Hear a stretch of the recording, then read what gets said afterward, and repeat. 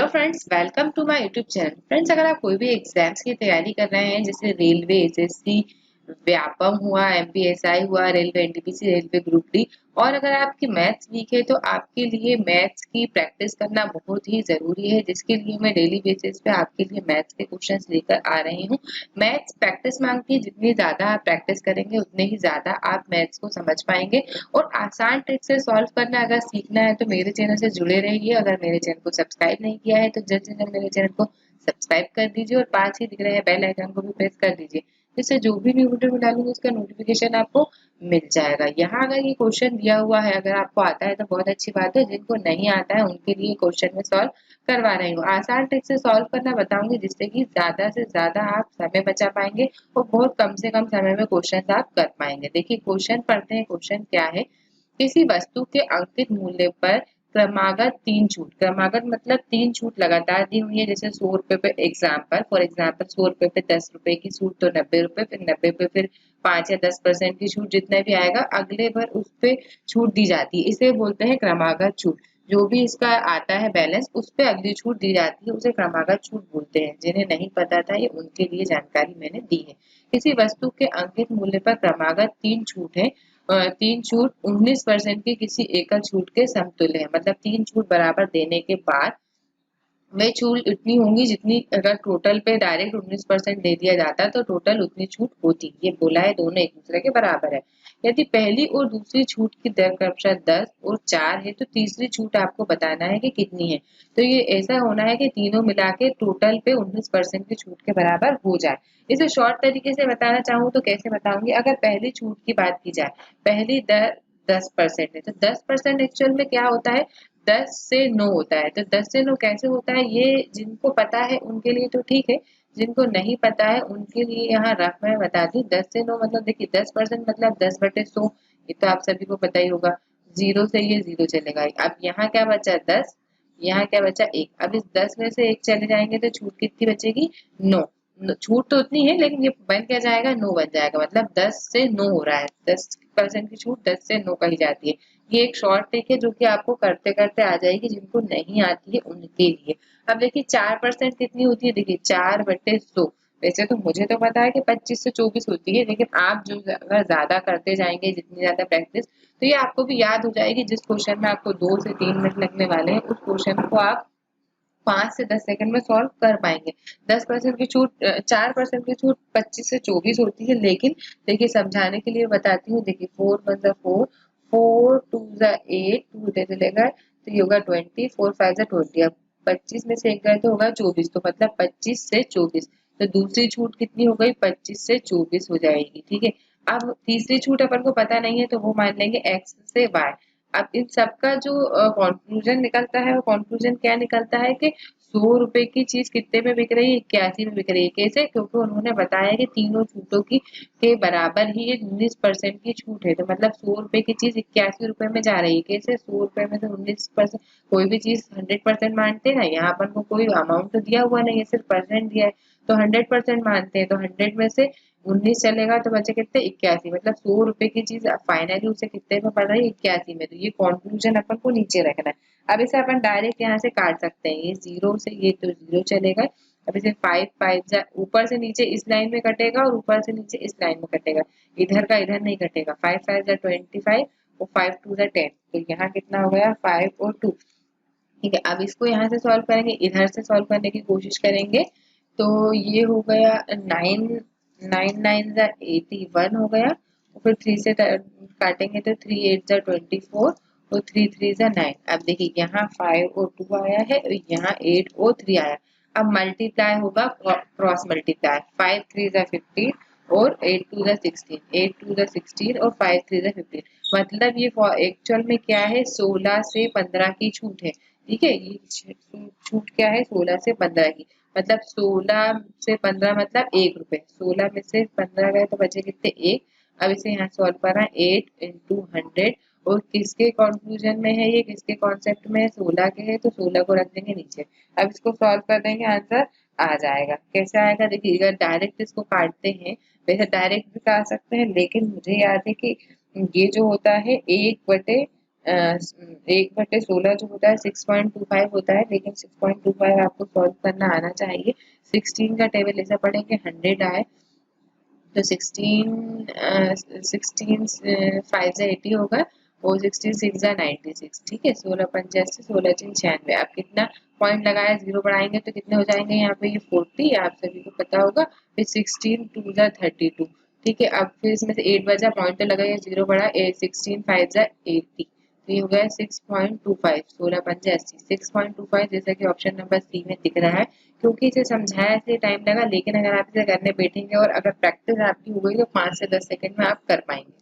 Next question की तरफ चलते हैं। नेक्स्ट क्वेश्चन है, तीन संख्याओं के एक समूह में से पहली दो संख्याओं का औसत कितना है, 27 है। इसको डायरेक्ट भी करते चल सकते हैं, पहली दो मतलब पहली और दूसरी संख्याओं का औसत कितना हो गया, 27 है।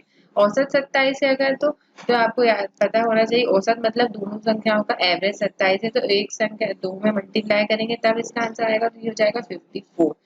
अब अंतिम दो संख्याएं, अंतिम मतलब देखो तीन संख्याएं, अंतिम दो मतलब दूसरी और तीसरी, दूसरी और तीसरी दो संख्याओं का औसत 32 है, मतलब दोनों मिला के कितनी है, 64 है। ठीक है, नेक्स्ट अब उन्होंने बोला है पहली और अंतिम मतलब पहली और अंतिम मतलब थर्ड, पहली और अंतिम संख्याओं का औसत जो है वो 22 है, मतलब ये हो जाएगा 44। देखिए दो बातें आपको अच्छे से याद रखनी है, एक तो ये कि प्रैक्टिस तो आपको करनी ही होगी, और दूसरी बात ये कि इस टाइप का क्वेश्चन जो है एग्जाम में आपको देखने को ही मिलेगा ही मिलेगा। अगर आप रेलवे के एग्जाम्स की तैयारी कर रहे हैं तो ये क्वेश्चन आपको देखने को ही मिलेगा। ये कैसे सॉल्व करते हैं, देखिए फर्स्ट भी दो बार हो गया, फिर सेकंड भी दो बार हो गया और थर्ड भी दो बार हो गया, तो इसको कैसे सॉल्व करते हैं, ये हो गया है दो, इसको दो को क्या करेंगे अपन, इस कॉमन ले लेंगे। डायरेक्ट बताया मैंने आपको, फर्स्ट फिर ये सेकंड प्लस ये थर्ड। अगर आपको उसको सॉल्व करना नहीं आया तो ये ऐसा हो जाएगा, 2 फर्स्ट प्लस 2 बार सेकंड प्लस 2 बार थर्ड। तो देखिए ये 2 2 2 कॉमन ले लेंगे और ये जो बचेगा अंदर बचेगा, ये वाला 2 कॉमन, ये 2 कॉमन, ये 2 कॉमन, अंदर बचेगा ये, ऐसे बचेगा ये first second third. Equal to जब इन दोनों को प्लस तीनों को प्लस करेंगे तो कितना आएगा, 4 4 4 12 का 2 एरिया 1, 6 और 6 हो गया 12 और 4 16, तो ये हो गया 162। अब देखिए इस 2 से इस 162 को डायरेक्ट काट दिए, 2 8 16, 2 1 2, तो ये हो गया तीनों का मिला के कितना है, 81 है। इन तीनों के मिलाने की बात की जा रही है, तीनों का मिला के 81 है। तो अब तीनों संख्याओं का औसत बताना है, औसत करने के लिए तीन संख्याओं का औसत बताना है, तो 3 से मल्टीप्लाई कर देंगे, 3 2 6, 3 7 21, तो 27 इसका राइट आंसर है, इसमें ऑप्शन नहीं दिया है, 27 जो है इसका राइट आंसर है। नेक्स्ट क्वेश्चन की तरफ चलते हैं। नेक्स्ट क्वेश्चन है, यदि a is to b equal to 2 is to 3 equal to d is to e equal to 5 is to 4 है, तो a और a ratio d equal to 3 ratio 4 है, तो b और e का अनुपात बताना है। देखिए इस टाइप के क्वेश्चन आपको करना है, तो देखिए पहले a और b का बताया है, ठीक है, a रेशो b का बताया है, तो a रेशो b कितना है, 2 रेशो 3 है। ठीक है, आगे d और e का बताया है। ठीक है, अब यहाँ को पहले ऐसे ले लेते हैं, देखो a के साथ d भी है ना, तो देखो a के बाजू में जो b होगा इसका मतलब d को हमें यहाँ लेना पड़ेगा, a रेशो d है, a का 3 है, ठीक है, इधर लेना है, a का 3 है और d का 4 है, तो ये हो गया 4 रेशो 3।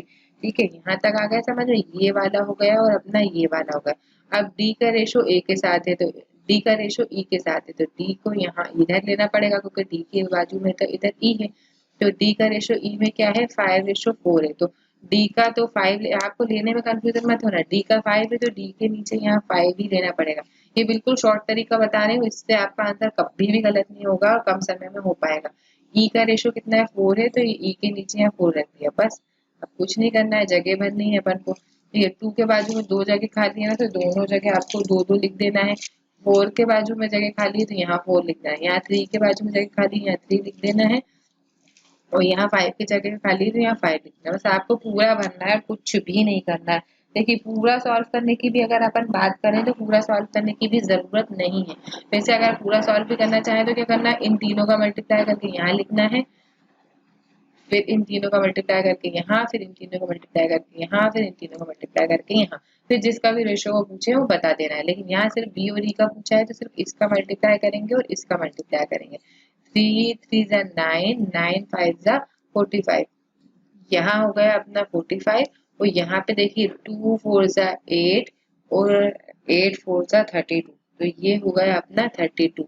तो राइट आंसर कितना आया 45:32 इसका राइट आंसर। आपको जो भी एग्जाम में दिखे यहाँ पे 45:32 वो टिक करना होगा।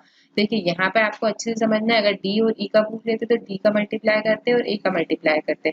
जिसका पूछा है सिर्फ उसी का मल्टीप्लाई करके अपन ने टाइम बचा के उसी का खाली बताया, बाकी सबका मल्टीप्लाई नहीं किया है। नेक्स्ट क्वेश्चन की तरफ चलते हैं। नेक्स्ट क्वेश्चन है 600 रुपए अंकित मूल्य वाली एक कमीज पर 15% की छूट की पेशकश की जाती है। ठीक है, की जाती है। लेकिन आगे एक और छूट देने के बाद कमीज को 459 रुपीज में दिया जाता है। अब बात ये हो गई कि पहले तो 600 रुपए डायरेक्ट भी कर सकते हैं, इसको बिल्कुल ओरली भी आप सॉल्व कर सकते हैं, बिल्कुल ईजी है। 600 रुपए की अंकित मूल्य वाली एक कमीज पर 15% की छूट दी जाती है, डायरेक्ट कर सकते हैं।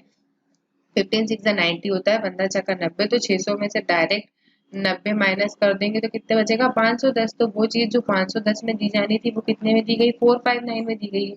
तो 459 देखो रफ में ही आपका बिल्कुल 10 सेकंड में आंसर आ जाएगा। बस आपको क्या करना है, जल्दी से जल्दी सॉल्व करने की कोशिश करनी है और ज्यादा से ज्यादा प्रैक्टिस करना है ताकि आप जल्दी से जल्दी सॉल्व कर पाए। डायरेक्ट माइनस करेंगे तो ये बचेगा 150 में, ये बचेगा 51। ठीक है, अब ये जो हो गया 51 की छूट और दे दी गई है। पहले तो 510 में दी जानी चाहिए थी 15% की छूट के बाद, लेकिन उन्होंने दिए 459 है, मतलब 51 रुपीज की छूट उन्होंने और दी है। तो 51 की रुपीज की छूट किस पे दी है 510 पे, तो 510 से इसको डिवाइड कर देंगे, मल्टीप्लाई कर देंगे 100 में, आंसर इसका आ जाएगा। 0 से 0 का 51 से 51 चलेगा, मतलब उन्होंने और 10% की छूट दी है, जो कि इसे सॉल्व करने की जरूरत थी ही नहीं, साफ ही दिख रहा था कि 510 पे 10% की छूट और देके जो है वो चीज 459 में दी है, ताकि इसीलिए तो ये 51 माइनस हुआ है। 510 का 10% ही 51 होता है, 10% में एक जीरो ही तो कटता है, तो ये डायरेक्ट दिख रहा था। लेकिन अगर कुछ और संख्या होती तो सॉल्व करने के हिसाब से मैंने आपको बताया, बाकी ये डायरेक्ट दिख रहा है कि 510 में 10% की छूट दी है, जब ये 51 रुपीज की छूट आई है, तो 10% इसका राइट आंसर है। फ्रेंड्स, उम्मीद है कि सारे क्वेश्चन आप अच्छे से समझ पाए होंगे। अगर आपके सारे क्वेश्चंस पसंद आए हैं, अच्छे से समझ पाए हैं, ज्यादा से ज्यादा कोशिश कीजिएगा समझने की। और अगर नहीं समझ पाए तो कमेंट बॉक्स में कमेंट करके बता सकते हैं, मैं इन क्वेश्चंस को जो आपको समझ में ना आए हैं उन्हें दोबारा से समझाने की ट्राई करूंगी। फ्रेंड्स, अगर आपको मेरा वीडियो पसंद आया है तो इसे ज्यादा से ज्यादा शेयर करें, कम से कम 10 से 15 पढ़ने वालों में शेयर करें, और अगर चैनल को सब्सक्राइब नहीं किया है तो चैनल को सब्सक्राइब करें।